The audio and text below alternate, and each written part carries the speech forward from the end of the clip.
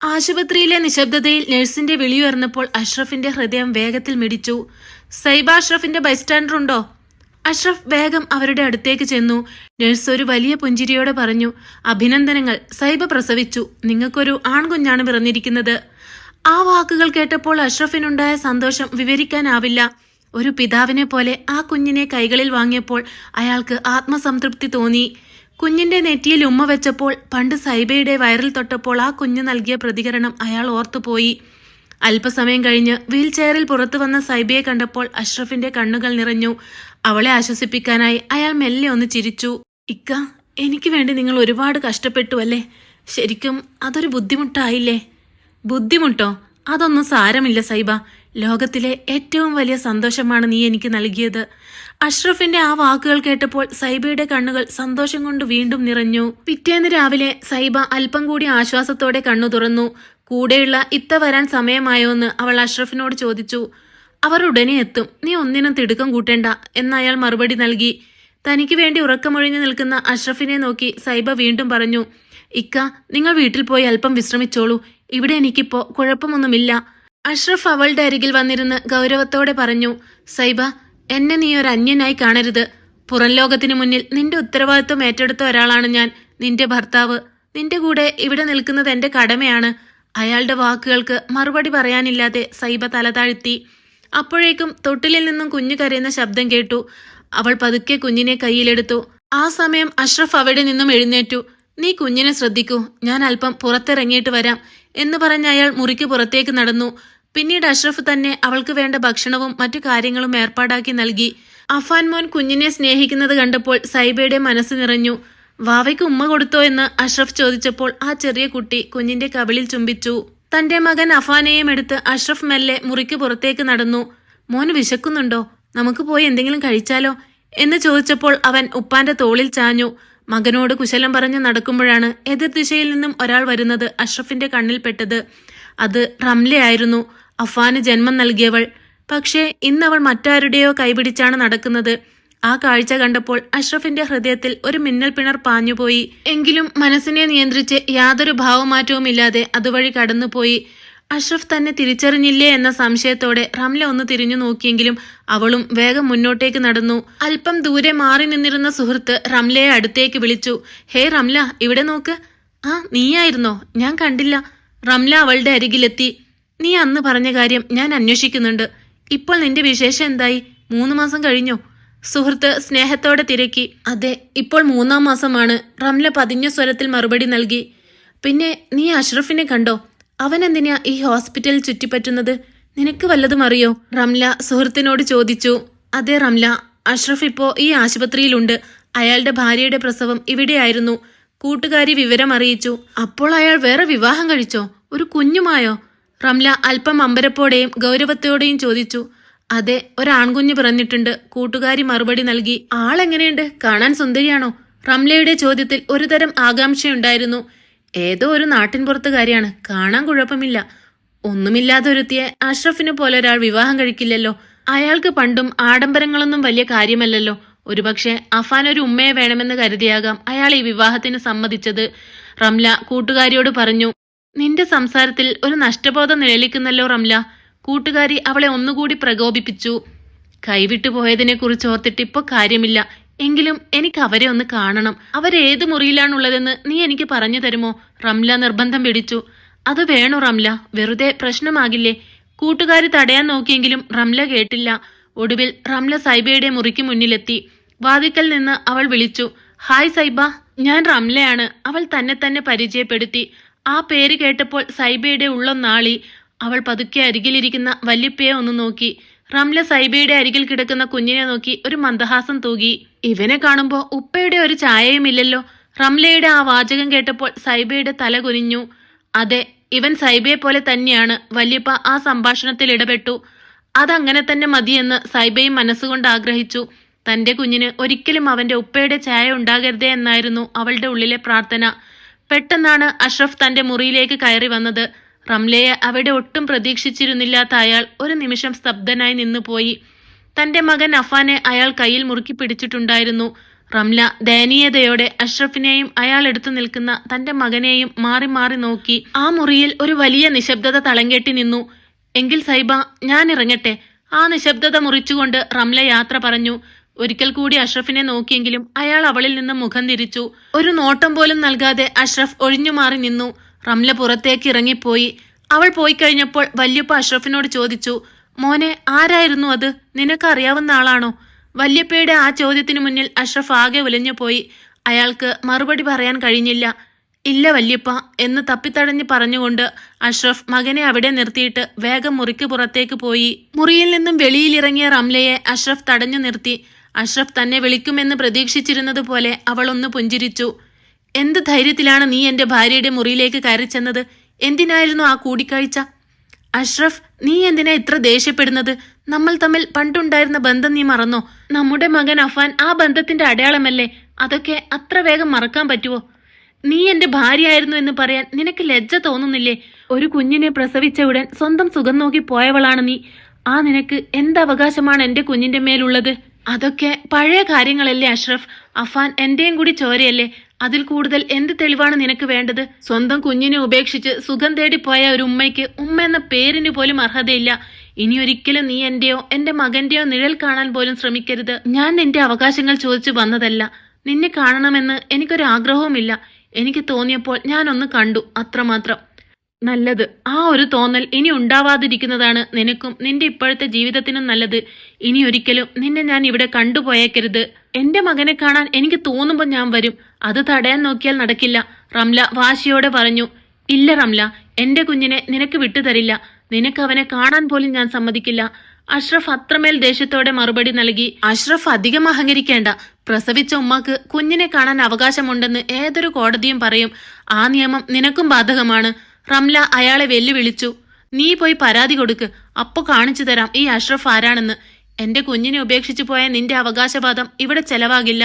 അയാൾ പുച്ഛിച്ചു ചിരിച്ചുകൊണ്ട് വേഗത്തിൽ അവിടെ നിന്നും കടന്നുപോയി. അഷ്റഫ് പോയതും റംലയുടെ സുഹൃത്ത് അവളുടെ അടുത്തേക്ക് ഓടിയെത്തി. എന്താടി അയാൾ ഇത്ര കടുപ്പത്തിൽ പറഞ്ഞത്? സീനത്ത് ചോദിച്ചു. എന്റെ കുഞ്ഞിന്റെ മേലുള്ള അവകാശം ഞാൻ പറയരുതത്രേ. തൽക്കാലം അവൻ അയാളുടെ കൂടെ ഇരുന്നോട്ടെ. പക്ഷെ നിയമപരമായി തന്നെ എന്റെ മകനെ ഞാൻ സ്വന്തമാക്കും, റംല കണ്ണീരോടെ പറഞ്ഞു. നീ എന്തിനാ ആ മനുഷ്യനെ ഇങ്ങനെ വേദനിപ്പിക്കുന്നത്? നിന്റെ വഴി തേടി നീ പോയതല്ലേ? സീനത്ത് അവളെ ഓർമ്മിപ്പിച്ചു. സീനത്തെ, അന്നെനിക്ക് വേറെ വഴിയില്ലായിരുന്നു. പക്ഷെ ഇറങ്ങിപ്പോയപ്പോൾ അഫാനെ കൂടെ കൂട്ടാതിരുന്നത് ഞാൻ ചെയ്ത വലിയ പാപമായിപ്പോയി. ഇപ്പോഴത് ഞാൻ തിരിച്ചറിയുന്നു, റംല വിതുമ്പി. അവനെ ഇത്രയും അടുത്ത് കണ്ടിട്ടും ഒന്ന് മാറോട് ചേർക്കാൻ എനിക്ക് കഴിഞ്ഞില്ലല്ലോ. റംലയുടെ ആ സങ്കടം കണ്ട് സീനത്തിനും മിണ്ടാൻ കഴിഞ്ഞില്ല. മറുപുറത്ത് സുബൈദും ഫിദയും ആശുപത്രിയിൽ പോയിരിക്കുകയായിരുന്നു. പരിശോധനയ്ക്ക് ശേഷം ആ ശുഭവാർത്ത അവരെ തേടിയെത്തി. റിസൾട്ട് പോസിറ്റീവാണ്. ഫിദ ഗർഭിണിയാണ്. ആ വാക്കുകൾ കേട്ടതും സുബൈറും ഫിദയും പരസ്പരം നോക്കി ആനന്ദ കണ്ണീരോടെ പുഞ്ചിരിച്ചു. തങ്ങളുടെ ജീവിതത്തിലേക്ക് പുതിയൊരു അതിഥി കൂടി എത്തുന്നതിന്റെ സന്തോഷം അവരുടെ മുഖത്ത് വിരിഞ്ഞു.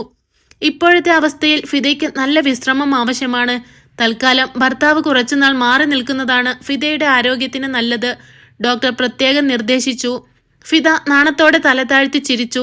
വീണ്ടും ഒരു ഉപ്പയാകാൻ പോകുന്നതിന്റെ അഭിമാനം സുബൈറിലും നിറഞ്ഞിരുന്നു. എന്നാൽ വീട്ടിലെത്തിയപ്പോൾ കാര്യങ്ങൾ അത്ര സുഖകരമായിരുന്നില്ല. സുബൈറിന്റെ ഉമ്മ വലിയ ദേഷ്യത്തിലായിരുന്നു. ഇതെന്താടാ, ഇവൾക്ക് എപ്പോഴും ഇങ്ങനെ തന്നെയാണോ? എന്ത് പറഞ്ഞാലും കിടപ്പ് തന്നെ, ഉമ്മ പരിഭവം പറഞ്ഞു. ഇവളെ നോക്കാൻ എനിക്ക് വയ്യ. നീ ഒരു കാര്യം ചെയ്യ്. ഒന്നുകിൽ ഇവളെ ഇവളുടെ വീട്ടിൽ കൊണ്ടുപോയി വിട്, അല്ലെങ്കിൽ ഇവളെ നോക്കാൻ ഇവിടെ ആളെ നിർത്ത്.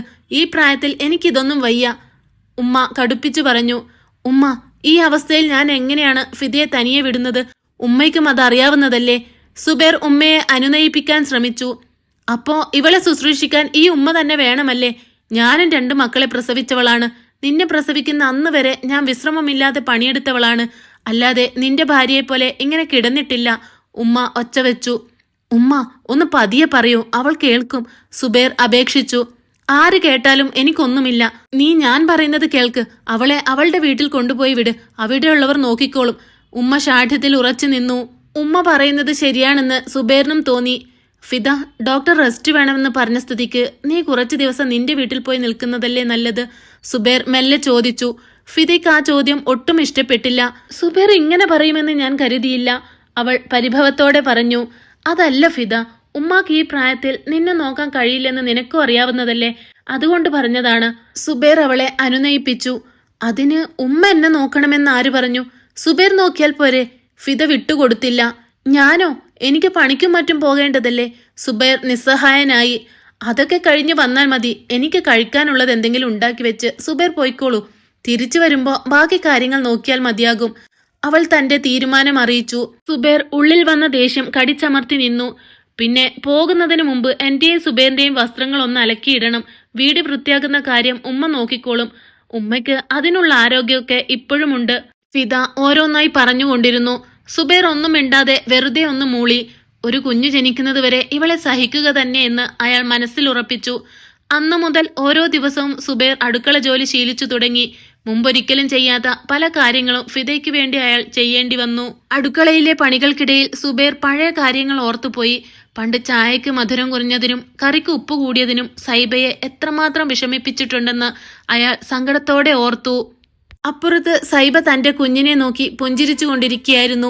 മകൻ അഫാൻ എപ്പോഴും സൈബയുടെ അരികിൽ തന്നെ ഉണ്ടാവും. സൈബ കുഞ്ഞിനെ എടുക്കുമ്പോൾ അഫാൻ മോൻ സൈബയുടെ കയ്യിൽ നിന്നും കുഞ്ഞിനെ വാങ്ങി. അഫാൻ മോനെ സൂക്ഷിക്കണം കേട്ടോ, താഴെ വീഴും. സൈബ അവനെ സ്നേഹത്തോടെ വിലക്കി. ഉമ്മ പറയുന്നത് കേട്ട് കുഞ്ഞിനെ അവിടെ കിടത്തി. അഫാൻ മോൻ സൈബയുടെ മടിയിലേക്ക് ചാഞ്ഞു. അഫാനെ തന്റെ മാറോട് ചേർത്ത് പിടിക്കുമ്പോൾ ആ മുഖത്ത് വലിയൊരു ആശ്വാസം ഉണ്ടായിരുന്നു. പെട്ടെന്നാണ് മോനെ എന്ന് വിളിച്ചുകൊണ്ട് അഷ്റഫ് മുറിയിലേക്ക് കയറി വന്നത്. അപ്രതീക്ഷിതമായി അഷ്റഫിനെ കണ്ടതും സൈബ ഒന്ന് പരിഭ്രമിച്ചു. അവർ വേഗം തട്ടം നേരെയാക്കി. ക്ഷമിക്കണം സൈബ, ഞാൻ പെട്ടെന്ന് കയറി വന്നതാണ്, അഷ്റഫ് ജാള്യതയോടെ പറഞ്ഞു. അഷ്റഫിന്റെ ആ നിൽപ്പ് കണ്ട് സൈബ മനോഹരമായി ഒന്ന് പുഞ്ചിരിച്ചു. മോനെ ഇങ്ങോട്ട് വാ, ഉമ്മ വാവയെ ഉറക്കട്ടെ, അഷ്റഫ് അഫാനെ വിളിച്ചു. ഇല്ല എന്ന് തലയാട്ടിക്കൊണ്ട് അഫാൻ വീണ്ടും സൈബയുടെ അരികിലേക്ക് തന്നെ ഒതുങ്ങിക്കൂടി. അഫാൻ പരിഭവത്തോടെ എന്തൊക്കെയോ പറയുന്നത് കേട്ട് അഷ്റഫ് അവന്റെ അരികിലേക്ക് ചെന്നു. എന്താ മോനെ, ഉപ്പയോട് ദേഷ്യമാണോ? അഷ്റഫ് ചിരിച്ചുകൊണ്ട് ചോദിച്ചു. അതെ എന്ന് അഫാൻ ഗൗരവത്തിൽ തലയാട്ടി. അതെന്തിനാ എന്റെ മോൻ പിണങ്ങിയത്? അഷ്റഫ് അവനെ ചേർത്ത് പിടിച്ചു. അഫാൻ എന്തൊക്കെയോ പരാതികൾ പറഞ്ഞുകൊണ്ടിരുന്നു. അഷ്റഫ് ഒന്നും മനസ്സിലാകാതെ സൈബയെ നോക്കി. വാവയുടെ കൂടെ കിടക്കാൻ സമ്മതിക്കാത്തതാണോ മോന്റെ വിഷമം? സൈബയുടെ കണ്ണുകളിലേക്ക് നോക്കി അഷ്റഫ് ചോദിച്ചു. സാരമില്ലടാ, കുഞ്ഞാവ ഇത്തിരി കൂടി വലുതായ മോന് വാവയുടെ കൂടെ കളിക്കാമല്ലോ. നമുക്ക് എല്ലാവർക്കും കൂടി ഒരുമിച്ചുറങ്ങാം. അഷ്റഫ് അവനെ സമാധാനിപ്പിച്ചു. മോൻ ഇന്ന് എന്റെ കൂടെ കിടന്നു, ഞാൻ നോക്കിക്കോളാം, സൈബ സ്നേഹത്തോടെ പറഞ്ഞു. അത് സൈബക്ക് ബുദ്ധിമുട്ടാകില്ലേ? അഷ്റഫ് സൈബയെ നോക്കി പതുക്കെ ചോദിച്ചു. അതെന്തിനാ ബുദ്ധിമുട്ട്? എനിക്കൊരു ബുദ്ധിമുട്ടുമില്ല, സൈബ പുഞ്ചിരിയോടെ മറുപടി നൽകി. അഷ്റഫ് മുറിയിൽ നിന്ന് പുറത്തേക്ക് പോകാൻ തുടങ്ങിയതും അഫാൻ ഓടി വന്ന് അഷ്റഫിന്റെ കൈ പിടിച്ചു. ഉപ്പ വാ എന്ന് പറഞ്ഞ് അഫാൻ അഷ്റഫിനെ ബെഡിലേക്ക് വലിച്ചു. അഷ്റഫ് ഒന്ന് മടിച്ചു നിന്നു സൈബയെ നോക്കി. സൈബയും അഷ്റഫിനെ നോക്കി സ്നേഹത്തോടെ ഒന്ന് പുഞ്ചിരിച്ചു. ആ മുറിയിൽ സന്തോഷത്തിന്റെ ഒരു പുതിയ വെളിച്ചം നിറയുന്നത് പോലെ അവർക്ക് തോന്നി. മോന് നന്നായി അറിയാം ഉമ്മയും ഉപ്പയും ഒരുമിച്ച് ഒരു മുറിയിൽ കഴിയേണ്ടവരാണെന്ന് അഷ്റഫിന്റെ ഉമ്മ പതുക്കെ പറഞ്ഞു. ആ വാക്കുകൾ കേട്ട് അഷ്റഫും സൈബയും അല്പം ജാള്യതയോടെ പരസ്പരം നോക്കി. മകൻ അഫാൻ അപ്പോഴും വാശിയോടെ അഷ്റഫിന്റെ കൈപിടിച്ച് ബെഡിലേക്ക് വലിക്കുന്നുണ്ടായിരുന്നു. മോന്റെ നിർബന്ധമല്ലേ, ഇന്ന് ഞാൻ ഇവിടെ തന്നെ ഇരിക്കാം. അവൻ ഉറങ്ങിയ ശേഷം ഞാൻ എന്റെ മുറിയിലേക്ക് പൊയ്ക്കോളാം, അഷ്റഫ് സൈബയെ നോക്കി പതുക്കെ പറഞ്ഞു. സൈബ കട്ടിലിന്റെ ഒരറ്റത്തേക്ക് നീങ്ങിക്കിടന്നു. അവർക്കരികിലായി അഫാനെയും കിടത്തി. അഷ്റഫ് മകനരികിലായി ഇരുന്നു. അറിയാതെ അഷ്റഫിന്റെ കൈ സൈബയുടെ കയ്യിൽ തട്ടി. ആ സ്പർശനത്തിൽ ഇരുവരും പെട്ടെന്ന് കൈകൾ പിൻവലിച്ചു. അഷ്റഫിന്റെ നോട്ടം നേരിടാൻ കഴിയാത്തതുകൊണ്ട് സൈബ മുഖം തിരിച്ചു കിടന്നു. അഷ്റഫ് ഉറങ്ങിയെന്ന് മനസ്സിലായപ്പോൾ സൈബ ഒരു പുതപ്പെടുത്ത് അഷ്റഫിനെയും മകനെയും പുതപ്പിച്ചു. രാത്രിയിൽ കുഞ്ഞുണർന്ന് കരഞ്ഞപ്പോൾ സൈബ ആദ്യം നോക്കിയത് അഷ്റഫിനെയാണ്. അയാൾ ഗാഢനിദ്രയിലാണെന്ന് കണ്ടപ്പോൾ അവൾ പതുക്കെ എഴുന്നേറ്റ് കുഞ്ഞിനെ ഉറക്കി. പുലർച്ചെ ഉണർന്ന അഷ്റഫ് കണ്ടത് തന്റെ 2 മക്കളെയും നെഞ്ചോട് ചേർത്ത് പിടിച്ചുറങ്ങുന്ന സൈബയെയാണ്. ആ കാഴ്ച അയാളുടെ ഉള്ളിൽ ഒരു വലിയ മാറ്റമുണ്ടാക്കി. അയാൾ ഒരു പുഞ്ചിരിയോടെ അവിടെ നിന്നും എഴുന്നേറ്റു. അല്പനേരം കഴിഞ്ഞ് അഷ്റഫ് സൈബയോട് ചോദിച്ചു. സൈബ, നമ്മുടെ കുഞ്ഞിന്റെ പേരിടിയിൽ ചടങ്ങ് നടത്തണ്ടേ? അഷ്റഫിന്റെ ചോദ്യം കേട്ട് സൈബ തല താഴ്ത്തി നിന്നു. നീ വല്ല പേരും മനസ്സിൽ കരുതിയിട്ടുണ്ടോ? ഇല്ല, സൈബ പതുക്കെ മറുപടി നൽകി. എങ്കിൽ നീ തന്നെ നല്ലൊരു പേര് പറ, നമുക്ക് നാളെ തന്നെ ആ ചടങ്ങ് നടത്താം, അഷ്റഫ് പറഞ്ഞു. അതൊക്കെ അഷ്റഫ് തന്നെ തീരുമാനിച്ചാൽ മതി, സൈബ വിനയത്തോടെ അറിയിച്ചു. ഞാനിടുന്ന പേരൊക്കെ ഇത്തിരി മോഡേൺ ആയി പോകുമോ എന്നൊരു പേടി, അഷ്റഫ് തമാശയായി പറഞ്ഞു. അതൊന്നും സാരമില്ല, അഷ്റഫിന് ഇഷ്ടമുള്ളത് മതി, സൈബ തല താഴ്ത്തിക്കൊണ്ട് പറഞ്ഞു. അഷ്റഫ് അവളെ നോക്കി സ്നേഹത്തോടെ ഒന്ന് പുഞ്ചിരിച്ചു. അത് ശരിയാ, ഈ വീട്ടിൽ വളരേണ്ട കുഞ്ഞല്ലേ ഇവൻ. നാളെ നിന്റെ വീട്ടുകാരെയും വിളിച്ച് നമുക്കൊരു ചെറിയ സൽക്കാരം നടത്താം. നീ എന്ത് പറയുന്നു? അഷ്റഫ് അവളുടെ അഭിപ്രായം ചോദിച്ചു. എല്ലാം അഷ്റഫിന്റെ ഇഷ്ടം പോലെ നടന്നോട്ടെ, സൈബ വീണ്ടും പറഞ്ഞു. നിന്റെ ഈ നിൽപ്പ് കണ്ട ഞാൻ വെറും അന്യനാണെന്ന് തോന്നുമല്ലോ. നീ എന്റെ ഭാര്യയാണ് സൈബ, നീ ആ കാര്യം മറക്കണ്ട. അഷ്റഫ് അവളുടെ കണ്ണുകളിലേക്ക് നോക്കി പറഞ്ഞു. ക്ഷമിക്കണം. സൈബ പതുക്കെ ഒന്ന് ചിരിച്ചു. അഷ്റഫും ആ ചിരിയിൽ പങ്കുചേർന്നു. ഇവനെ നമുക്ക് അർഫാൻ എന്ന് വിളിക്കാം, ഓമനപ്പേരായി അക്കു എന്നും വിളിക്കാം. അഷ്റഫ് തന്റെ തീരുമാനം അറിയിച്ചു. പിറ്റേന്ന് രാത്രി അഷ്റഫ് മുറിയിലേക്ക് വന്ന് കിടന്നതും മകൻ അഫാൻ ഓടി വന്ന് അയാളെ പിടിച്ചു വലിക്കാൻ തുടങ്ങി. അവൻ തന്നെ സൈബയുടെ മുറിയിലേക്ക് തന്നെയാണ് കൊണ്ടുപോകുന്നതെന്ന് കണ്ടപ്പോൾ അഷ്റഫ് അവനെ സ്നേഹത്തോടെ ഒന്ന് നോക്കി. അഫാൻ മോനെ, നീ വേണമെങ്കിൽ ഉമ്മയുടെയോ ഉപ്പയുടെയോ കൂടെ എവിടെ വേണമെങ്കിലും കിടന്നോ, അഷ്റഫ് അവനോട് പറഞ്ഞു. ഉപ്പ ഉമ്മയുടെ റൂമിലേക്ക് വരില്ലെന്ന് കണ്ട് അഫാൻ കരച്ചിലിന്റെ വക്കിലെത്തി. ഒടുവിൽ മകന്റെ നിർബന്ധത്തിന് വഴങ്ങി അഷ്റഫ് അവനോടൊപ്പം സൈബയുടെ മുറിയിലേക്ക് ചെന്നു. അഷ്റഫിനെ കണ്ടതും സൈബ ഒന്ന് പരിഭ്രമിച്ചെങ്കിലും പതുക്കെ ഒന്ന് പുഞ്ചിരിച്ചു. ആ സമയത്താണ് സൈബ തന്റെ കൈക്കുഞ്ഞിനെ കയ്യിലെടുത്ത് നിൽക്കുന്നത് അഷ്റഫ് കണ്ടത്. അതോടെ അയാൾ ഒന്ന് മടിച്ചു നിന്നു. ക്ഷമിക്കണം സൈബ, മോൻ നിർബന്ധിച്ചപ്പോ അറിയാതെ കയറി വന്നതാണ്, അഷ്റഫ് പറഞ്ഞു. സൈബ ഒന്ന് മൂളിയിട്ട് കുഞ്ഞിനെ മെല്ലെ ബെഡിൽ കിടത്തി. അവൾ ഡ്രസ്സും എടുത്ത് ബാത്റൂമിലേക്ക് പോയ സമയത്ത് അഫാൻ അഷ്റഫിനെ വലിച്ച് കട്ടിലിൽ ഇരുത്തി. മോനെ, നിനക്കിതിന്റെ വലിയ ആവശ്യം ഉണ്ടായിരുന്നോ? ഉമ്മ ഇപ്പോ എന്ത് വിചാരിച്ചു കാണും, അഷ്റഫ് മകനോട് പതുക്കെ ചോദിച്ചു. അഫാൻ അത് മനസ്സിലായെന്ന പോലെ ഒന്ന് കള്ളച്ചിരി ചിരിച്ചു. അത് കണ്ട് അഷ്റഫിന്റെ മനസ്സിലും ഒരു സന്തോഷം തോന്നി. ഇന്നിവൾ എന്റെ ഭാര്യയാണ്, ഇനിയുള്ള ജീവിതം ഇവളുടെയും മക്കളുടെയും കൂടെ തന്നെ ആകണമെന്ന് ഞാനും ആഗ്രഹിക്കുന്നുണ്ട്. ആ ചിന്തയോടെ അയാൾ അവിടെ കിടന്നു. സൈബ മുറിയിലേക്ക് തിരിച്ചു വന്നതും ആ ബെഡിൽ കിടന്നതും അയാൾ അറിഞ്ഞു.